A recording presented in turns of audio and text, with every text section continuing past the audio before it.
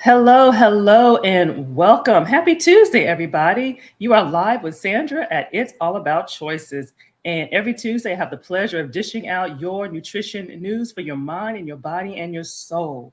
And I hope that everybody had a wonderful weekend. I hope that your day is going well. And thank you for those who tune in with me live every Tuesday. I appreciate you taking time out to tune in. I hope you're having some lunch. I'm hoping you're detoxing, taking a little break from the hectic day to day so that you can end your day off or go into the second half of your day refreshed and seeing things totally differently, hence making you more productive. That's what we hope.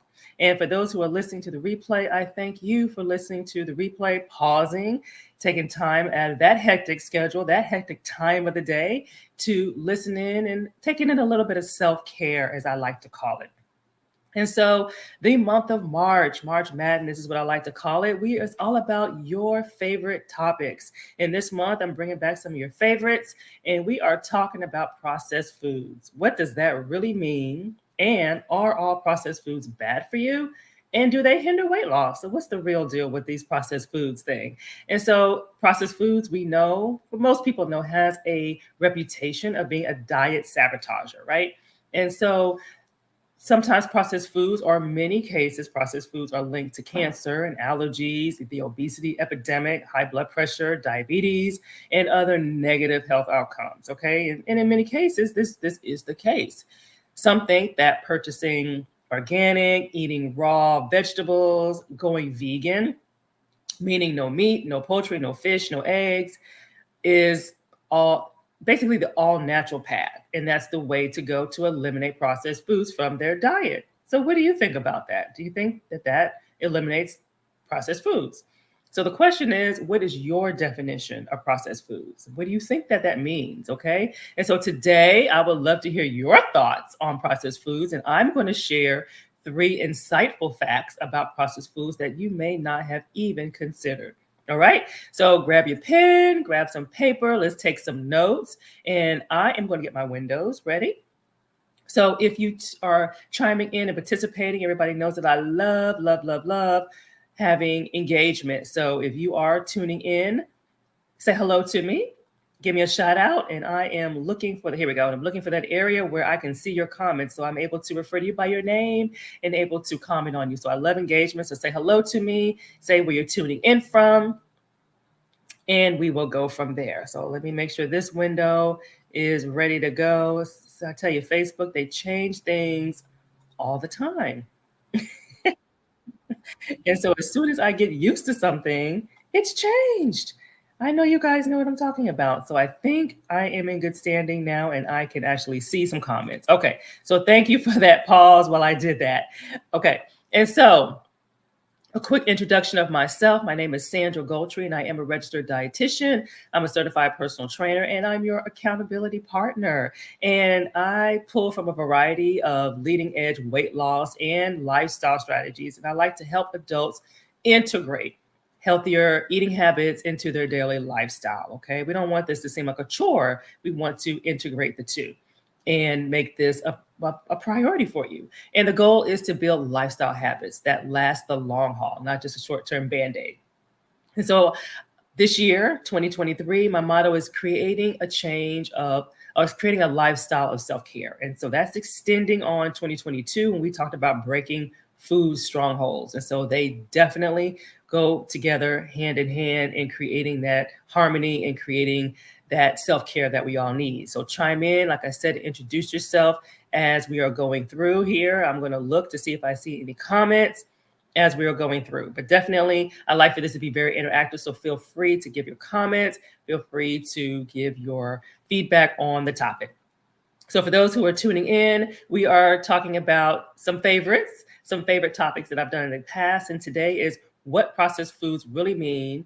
Are processed foods really bad for you? And does it hinder weight loss? So we're going to kind of unpack that a little bit.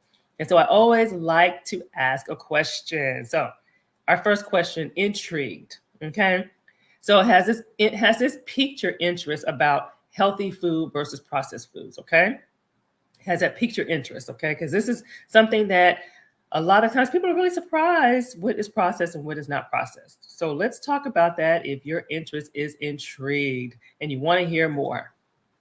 So what are processed foods? Okay, so you probably have heard that it's best to reduce your intake of processed foods, highly processed foods, to live a healthier lifestyle. So that tends to what we hear that a lot.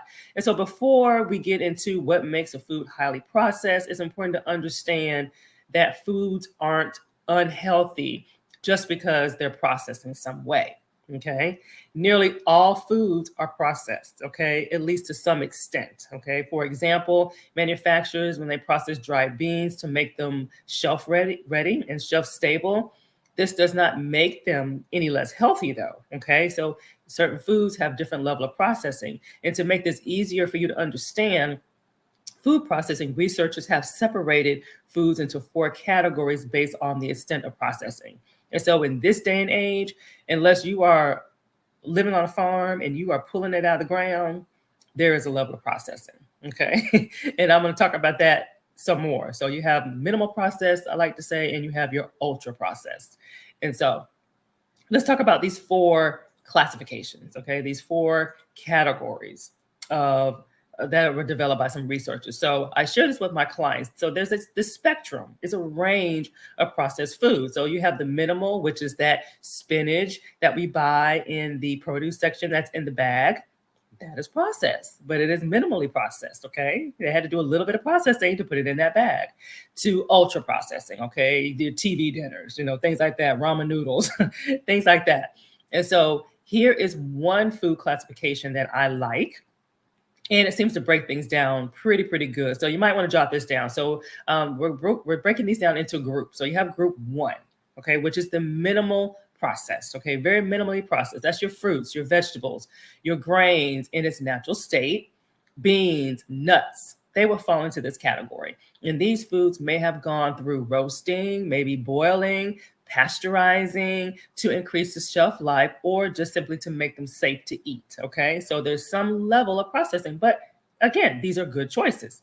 Then you have group two, where it's processed culinary ingredients that are obtained directly from group one foods, or they're taken from nature. So this can include things such as olive oil. Okay, so it's made from olives. You got maple syrup. You got salt. So food group number two, or group number two, are foods that are mainly used like in the preparation process and in the cooking of the foods that we named in group number one. Okay, so they kind of work together hand in hand. So this is a good process. Okay, you're making olive oil from olives, etc. Group number three. So now this is called processed food. So this includes items that may have had ingredients added to them. So they've had salt added, they've had sugar added, they've had other substances from group two that we just mentioned, and group one food. So example, fresh bread, fruits that's in syrup, cheese. So those are kind of some examples of some processed foods. Okay, so you got some processed foods that would consider being part of a general healthy eating diet pattern or eating pattern.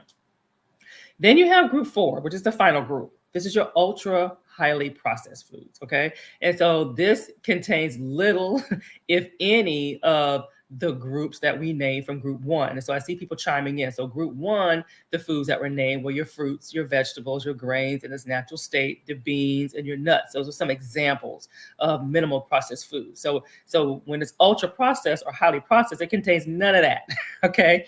And these items are meant for convenience. They're highly palatable. They're low in cost. They're typically high in sugar. They're refined grains, so it's not the whole grain. They're the saturated fats, which are opposite of the heart-healthy fats. They have preservatives, they have additives, so they have a lot of added stuff. So very basically low in nutrients, right? And so that is the far end of the spectrum. All right, so let's get some of your feedback now. So I threw a lot at you. Listen to the replay if you need to hear those definitions again. But are you surprised to hear that vegetables and fruit and grains and nuts are processed? Because we don't think about roasting, which is perfectly fine. It heightens the taste, especially of certain nuts. as being processed, okay? And beans, the fact that it's put in a can, okay? Not everything in a can is bad for you. There was once upon a time, yeah, it wasn't so bad because it was high in salt, but there's no salt versions of it, or you can rinse it and drain it. So there's ways to get around it. Now, fruits and vegetables are probably the more surprising, probably even vegetables. So when you go into the produce section, again, that stuff is minimally processed, okay? Unless you pulled it out of the ground, there's some minimally processed going on. Pasteurization, people don't think about that as being a processed thing, but that is something that makes it safer for us to consume. So think about that. So chime in if you're surprised to hear that certain foods that you probably perceived as healthy, which they still are, but you probably perceive them as not being processed. And that's really what this is about. It's about processed foods versus not processed foods versus not necessarily healthy, unhealthy, because there are many processed foods that are very healthy. And so there are, just to take this a step further, there are minimally processed foods, yet they're still processed. So unprocessed is, like I said, you're eating it, you're pulling it out of the ground. You got a farm. And so an important note here is that sometimes there's a gray area between what is highly processed. So, and let's talk about that. So breakfast cereals, okay, they quickly get tagged as highly processed, right? However, health experts don't consider some cereals highly processed if they do not contain added sugar, okay? And so I generally recommend less than 10 grams. So if you're in the single digits, you're doing pretty good there, especially if it's a whole grain cereal. And they have undergone minimal processing. So basically, the ingredient list is pretty short. It's not long and something that you can't read. And so Uncle Sam's cereal is probably a good example. So it's a cereal, but it's not a whole lot going on, and it's very, very much in its natural state. And one good indication of foods falling into a more highly end of the process spectrum is when it contains a lot of substances, okay? When it contains substances that you wouldn't use in food preparation, okay, or at home. And so those are some things, because some things you can't pronounce. Some of that stuff is plant-based, but people don't realize that. So you kind of got to Google it to see what it is, to see if it's something that's man-made or to see if it's something that's natural, okay? So we can't always go off of, oh, just because we can't pronounce it or it's a mile long, list, then we have to really dig a little bit deeper than just that, okay? Especially if you really want to make informed food choices. And so, hi, I see Krista on. So she said she was surprised to hear about some of the things that we consider, not processed is really processed, but again, minimally processed. And, in many cases, that's good for us, okay? So let's talk about hydrolysis. So here's a lot here. So this is alphabet soup is what I like to call it. Hydrolyzed proteins, modified starches, hydrogenated oils. So that's code for trans fat, colorants, artificial colorings and flavors, sweeteners, artificial sweeteners. So you do have some natural sweeteners too, artificial sweeteners, bulking, foaming, gelling agents, flavor enhancers. So I call this like alphabet soup, right? And so if you're not familiar with these terms, flavor enhancers, let me give an example of that, is MSG. So the MSG gets a bad rap, but that is code for salt. Okay, it's just code for salt. And too much of it, which was very prevalent in many restaurants once upon a time, then yeah, it is a problem. Okay, but it's just a fancy way of saying salt. So we still got to do it in moderation. Just because you see MSG or no MSG, that may or may not necessarily mean is that much healthier, because maybe it has other stuff that you need to watch out for. So you got to look at the whole totality of the product, the label, the ingredients, not just what's on the front of the label. That's usually marketing. Okay. So let's go back and let's keep it going here. Examples. Let's talk about some examples of highly processed foods. So we now have a general idea of what makes foods highly processed. So let's talk a little bit more about which foods and beverages will fall into this category. So this list is not all inclusive, but it covers quite a bit. So I'm just going to spat out some stuff of some highly processed foods. So your sugary beverage drinks, carbonated drinks. So that's pretty obvious. Your sugary coffee drinks, energy drinks, fruit punch. Now, when I say fruit punch, the one that's not 100%. Okay, anything not 100%, then that's going to consider highly processed. Okay, and so a plug in to my parents: get 100% fruit juice for your kids. If you're buying the juice, It's that honest stuff. It doesn't have the nutrients, doesn't even taste good if you've tried it. But you want to get the 100% apple juice, 100% fruit juice. Capri Sun does come in 100%. It's difficult to find, but it does come in 100%, and it's worth it because at least your kids are getting the nutrients. And then it's all about moderation. Okay. You don't want to give them, one a day, or something like that, and then they get the rest from fruit. Savory or sweet packaged snacks like chips and cookies. Okay. Convenience, right? The sweetened sugars, not sweetened sugars, the sweetened cereals, okay, like Fruit Loops, the Tricks, the Cinnamon Toast Crunch, the sweetened oatmeal, the ones that are in the packets, okay. Even the natural oatmeal that's in the packets is still processed. Okay, so people think it's faster to get the packets versus the old school cylinder, but it's no faster. You just stick your measuring cup in it and put it in the microwave, just like you open up the bag and pour the bag in a bowl and put it in the microwave. So it's no faster, but the one in the cylinder is more natural. So if you look at the ingredient list for the natural one versus the cylinder oatmeal, you will see that there's a difference in the ingredient list. So check it out for yourself. Baking mixes such as stuffing, cake, the brownies, basically the boxed cake mixes. Reconstituted meats such as hot dogs and fish sticks and stuff like that. Hot dogs have gotten a little healthier. You can get them nitrate free. You can get them leaner, where it's not all that fat in them. So they definitely are healthier versions of it. Then you have of course, the obvious, your frozen meals, your pizza, your TV dinner. So those are very obvious. Anything that's powdered and packaged, like those instant soups, those are very highly processed. Candies and other confectionery things, your baked breads and buns. Now, yes, it's processed. However, that's when you want to opt for the whole grain versions of it. So you do not have to spend the money on Ezekiel and the ones that are frozen. The reason why they have to stay in the freezer, because it doesn't have all those additive and preservatives and all of those extra things in it. But it's not going to kill you to buy it off the shelf either. It's just best to get the whole grain version of it and limit it. Okay, moderation. You don't want to eat bread all day.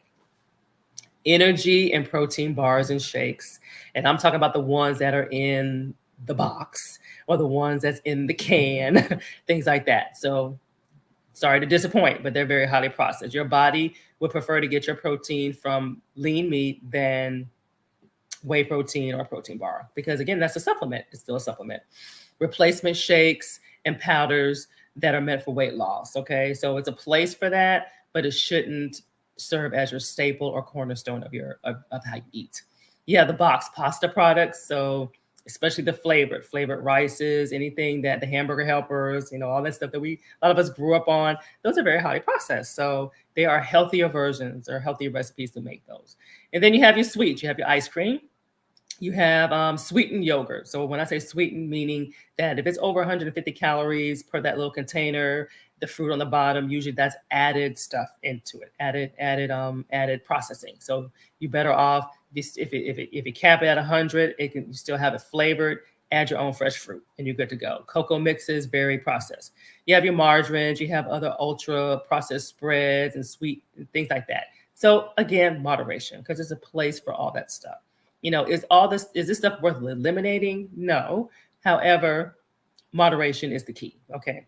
So you got to balance that flavor. And of course, individual health plays a role too, because everybody has different things. So do you have recommendations for potato chips? So Krista asked, do I have a recommendation for potato chips? And see, the thing is, I can do stuff like this when I have your name. Again, moderation. I'm very cautious before I say, do not eat this or avoid that. So that's very case by case specific. But you got to be careful with chips, because you have your baked ones, and sometimes they're more processed than if you got the real deal. Sometimes getting the baked Lays, sometimes it's better to get the real deal, but again, in moderation. So it's a combination of preference, and there's a combination of moderation. Okay, so if you have your favorite snack, because food is for both enjoyment and food is for nourishment. So you don't want to, I can't think of anything right now that I would say, oh my gosh, if I can think of something that has like a lot of trans fat and stuff like that, then I would say, oh yeah, stay away from XYZ, but not necessarily. So really it's a matter of Preference and moderation, an ounce, just to kind of give you an ounce. So if you have a food scale, or if you just buy the little small bag of chips that we get our kids, an ounce, that's usually about a serving. And so compare that to what you're eating. And that's really the bigger piece. Because again, you want to enjoy stuff. You want to enjoy stuff. All righty. So good question. Good question. Good question. So what is considered healthy foods? Let's see here. Well, let me back up. I think I skipped a question. I think I did, because I want to hear what. Let's see here. So, what is your favorite unprocessed food? That's what I wanted to ask people. What is your favorite unprocessed food? And name one that you eat regularly. Okay. So, basically, if it's not in its natural state, like a fruit or a vegetable or something like that, a grain, if it's a whole lot of stuff, it's out of a box, stuff like that, things that you enjoy that they're usually quick and convenient. So, for me, we talked about bread being processed. So, I do eat whole grain bread. I try to eat as much as possible if I'm doing hamburgers or things like that. I like Kind bars. So those are healthy. Now, the nuts and spices line. So, because some of those Kind bars are like a candy bar. But if you, but even the one that is considered on the healthier side, which is the nuts and spices line, which are they're made from almonds, but they also have some chocolate in it, and they also have some things in there to add a little sweetness to it. So that is still considered processed. And then I use the Olivio vegetable spread. So there's a level of processing done there. And so I will have chips. Like we have the spicy Doritos in the pantry. I'll do Belvitas every now and then. My favorite candy bar growing up was a Snickers bar, so I still have that every now and then. But again, it's about moderation. Okay, can't handle that as much as I used to, but it's about moderation. And so the big news flash here is you don't have to completely avoid highly processed foods. However, it fits into an overall healthy eating pattern, and that's what's key. It shouldn't serve as the cornerstone of how you're eating. And when it's just something you have every now and then, especially if you're eating healthier and you're doing that more often than not, you can only handle so much of the highly processed food because your body will react. So it's really not a matter of you letting go of something. Sometimes your body just doesn't even crave it anymore. So it just kind of depends on the person. Okay. And so you want food to serve as a source of enjoyment as well. Okay. And so have your favorite snack or ice cream every once in a while. I would recommend, if you know it's something you can't control, don't buy the gallon of ice cream. Go to Baskin Robbins, pay $5 for a scoop and get it out your system and enjoy every bite. And you're good. And it doesn't affect your weight. Okay. And so it's important because the frequency of consuming highly processed foods and beverages over time will impact your health negatively. Okay. It will increase your weight. It will increase your risk for high cholesterol, high blood pressure. It's just diabetes. It just depends on the person. Okay. It makes you feel sluggish, makes you feel bloated, and so forth. So that's really what we want to get out here. Okay. And so let's bring this thing on home. And now let's talk about what's considered healthy foods. Okay, so let's get into that. And so in general, we know the obvious, right? Fresh vegetables and fruits, pasteurized milk. So that's 1% or fat-free. Okay. And same with yogurt, non-fat is typically what you want to go for when it comes to dairy. The whole and the 2% there, that has higher saturated fats. And so you want to limit that. Okay. When the child turns 2, they no longer need whole milk, and that's the same for adults. You have your lean meats. So you have your chicken, you have your pork, you have your beef, you have your lamb, a whole gamut of lean cuts. Ground meats like chicken and mainly turkey and ground beef, 90% or higher. Okay. Those are lean. Those are considered healthy. Your fish, your beans, your eggs. Okay. These are all considered minimally processed. Okay. When it's in its natural form. Okay. And because the foods go through minimal or little processing before you buy them. Okay.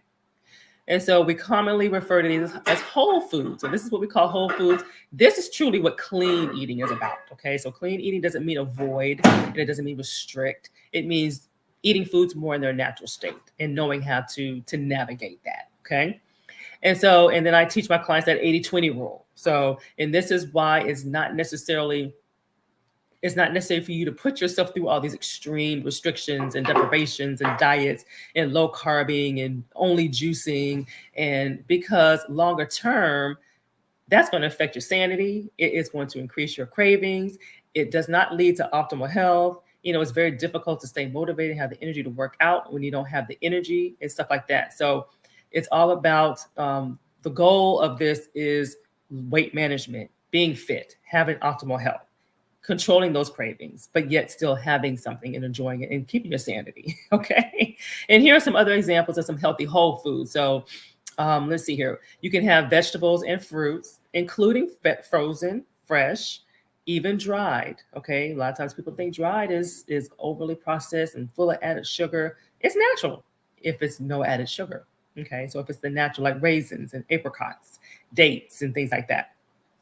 Grains, brown rice. A lot of times people want to throw rice out the window. No reason to do that. You got whole wheat pasta, you have quinoa, you have all kinds of grains that you can choose from. Legumes, beans, lentils. You have your starchy root vegetables. Awesome, but people tend to cut these out. Again, understanding serving sizes, potatoes, sweet potatoes, corn, things like that. You have your lean, we talked about lean meats, your poultry, your fish, your eggs. Then you have your 100% fruit juice. 100% is key. And vegetable juice. Okay. So 100%. That means it's natural. There's no added sugar. Okay. It's just basically it's similar to its counter whole fruit minus the fiber. So unless you're juicing at home where you're putting in the skin and all that kind of stuff, you will lose the fiber. But again, that is not a bad thing. You still have the nutrients. Okay. You get your fiber from other places, but you don't want juice to be the cornerstone either. So you have that mix. Herbs and spices. Okay. Herbs and spices are naturally sodium free. They're plant-based. They're great. So spice things up. Okay. Learn how to use different herbs and spices. Fresh is always heightens things up, but dried is good as well. Tea and coffee when it's not loaded with sugar and creamer and all this other kind of stuff. So nuts and seeds, okay, when it's not, of course, loaded with salt and other kind of things like that when it's in its natural state, okay? So those are just there's so much out there, so much out there. So this is when you want food. This is how food works for you when you understand that it all has its place, okay? So I have a long list here. So which whole foods do you need to add more of? Okay, we got a lot here. We talked about, this is probably number one for most, fresh or pasteurized, 1% or fat-free milk. Now, almond milk and all this other stuff, oat milk, that's a whole different topic, but it does not fall into this category, okay? You have your root vegetables we talked about. We have your lean meats, your legumes, your nuts, your seeds, cooking more with herbs and spices. So what do you need to add more of, okay? Because the more variety we have in these different areas, then the more we're able to fuel our bodies and they're able to perform at its best, okay? Variety is the key to maximizing the amount of nutrients your body gets all day. So it's not just about a number. A lot of times people are like, oh, I got to eat this many number of calories per day, okay? And in many cases, it's too low for most. But it's about both. You need to find that sweet spot for how many calories do your body need, as well as the nutrients. So it's both. So it's not just focusing on a number per se, okay? And that's where the dietitian comes in to help you to determine what that number is, because it is different for everybody, their activity level, their age, their gender, their medical condition, medication. So there's so many things that come into the equation, okay? And so let's put more insight on whole foods in terms of healthy. So post yes if you stop eating granola, okay, because you felt like it was too sweet or had too much sugar or something. Okay, granola is a big one. So I'm going to talk about that because there's so much granola out there now, and some of it is highly processed. Of course, we know granola does not naturally have chocolate chips in it, right?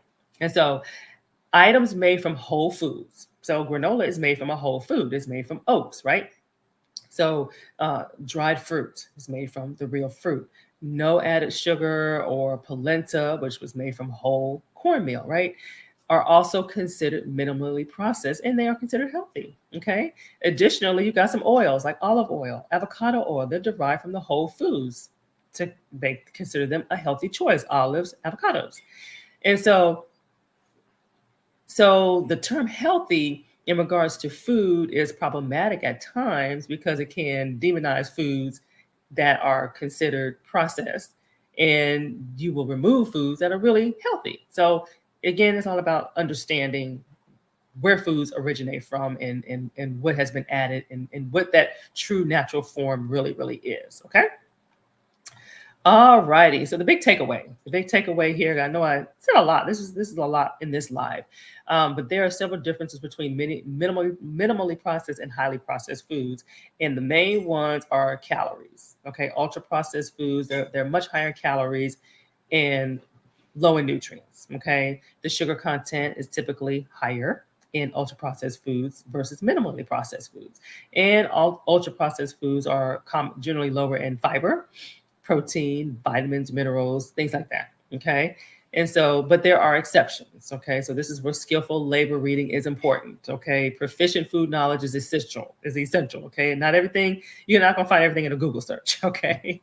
So there are differences. Okay. And just because it's organic, that does not necessarily mean it's automatically healthy. So that's a whole nother conversation too. Okay. And so to wrap things up, the question is where do you begin? Where do you begin? And so successful weight loss is not a one size fit all. So if you struggle to lose weight and to keep it off, you're not alone. Okay. Your weight loss strategy needs to be as unique as you. Basically, it needs to be highly personalized, multifaceted approach to help you really feel good and to feel like you're making progress. It's all about moving forward and making progress, not about how fast you get there. It's about moving forward. And so here's a first step. Recommend you grabbing my 5-day clean eating meal plan packed with nutrients. You're going to see a lot of this stuff that we're talking about. You're going to see a lot of whole foods transformed using natural accompaniments, we'll say, to heighten the flavors and heighten the taste.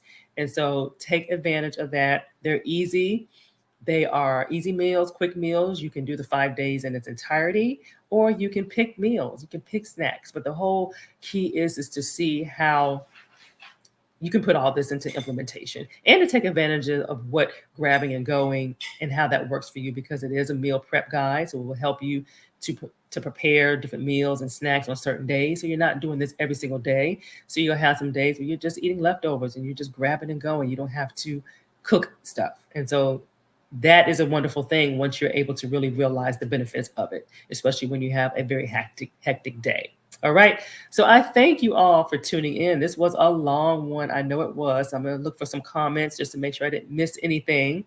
But I thank you for tuning in. I hope this was helpful. Share this with your friends and family. Iron sharpens iron. We're all here to help everybody. And so this concludes what I have for this week's nutrition news for your mind, your body, and your soul. And next week, we are going to talk about juice. We're going to talk about 100% fruit juice. Does it hinder or promote health and weight loss? So we're going to dig a bit deeper into fruit juice, because many people eliminate that from their eating pattern because they feel that it's too sweet or it's not healthy. So we're going to clear that up. Okay. And so tune in, and I'm sure I'll tell you some things that will shock you. So thank you for tuning in, and I will see you next week. Same time, same handle, and have a great rest of your day. Bye-bye.